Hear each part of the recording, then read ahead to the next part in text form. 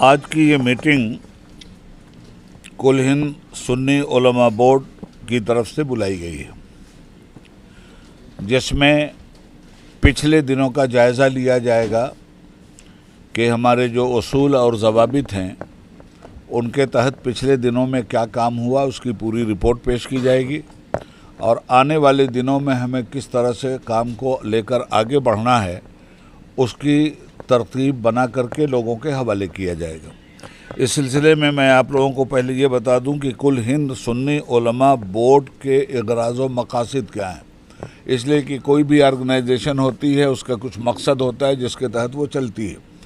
हमारे सुन्नी उलमा बोर्ड के इग़राज़ व मकासद जो हैं, पहली बात तो ये है कि ये 4 अक्टूबर 1994 में हैदराबाद में शहज़ादे गौसे आज़म बदर मिल्लत हज़रत मौलाना सैयद शाह बदरुद्दीन क़ादरीउल जीलानी बानी कुल हिंद सुन्नी उलमा बोर्ड के ने तवक्कुल के एहसास पर इसकी बुनियाद डाली थी।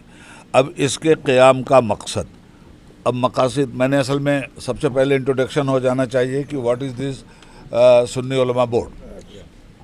तो इसके इग़राज़ व मकासद ये हैं कि मुसलमानों को सही तरीक़े पर अक़ीदे और अमल के साथ ज़िंदगी गुजारने की जद्दोजहद करना। दो चीज़ें हैं, एक चीज़ होती है इंटरनल और एक चीज़ होती है एक्सटर्नल।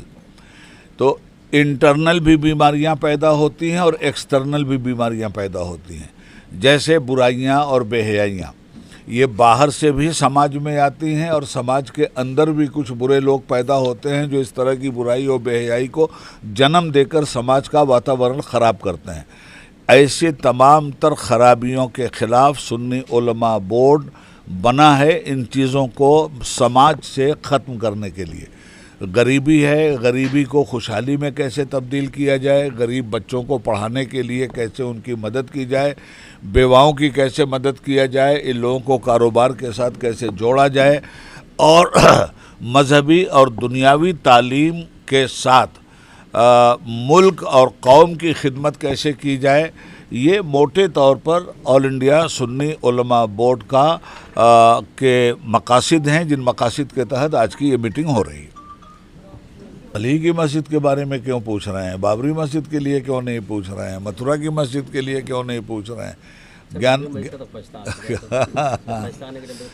देखिए, ऐसा है, उस वक्त भी बहुत कुछ कहा गया। असल में मामला ये है कि चलिए हम उस तफसील में नहीं जाना चाहते।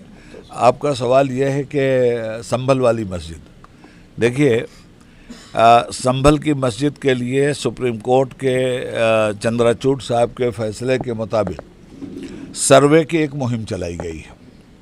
इससे पहले ज्ञानवापी मस्जिद बनारस में भी सर्वे की मुहिम चलाई गई थी।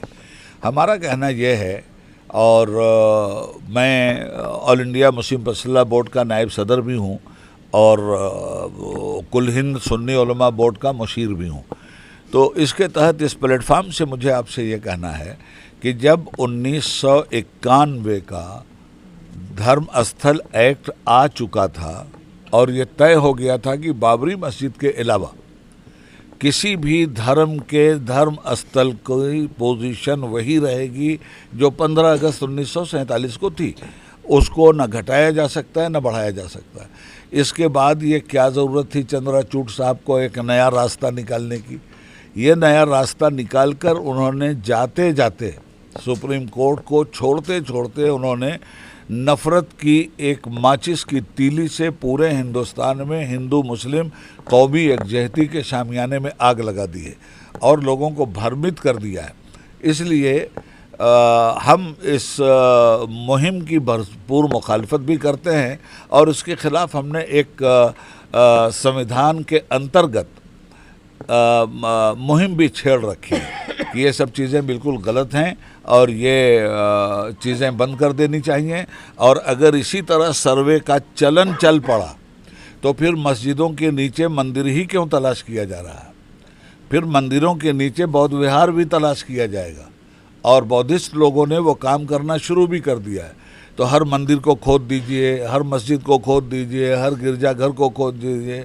जो जहाँ दावा करे कि इसके नीचे हमारा धर्म स्थल है, अब वो सर्वे करवाइए और खुदाई करवाइए। तो पूरे हिंदुस्तान को, टूटे फूटे हिंदुस्तान को आज़ादी के बाद जो लोगों ने मजबूत करने की कोशिश किया, इसको खोद करके आप इस मुल्क को कंगाल बनाना चाहते हैं। इसलिए ये तरीक़ा बिल्कुल गलत है। इस तरीके के ख़िलाफ़ हम हर प्लेटफार्म से भरपूर जद्दोजहद कर रहे हैं, मुखालफत कर रहे हैं, और खुदा ने चाहा तो ये सर्वे का खेल तमाशा बहुत जल्दी बंद होगा।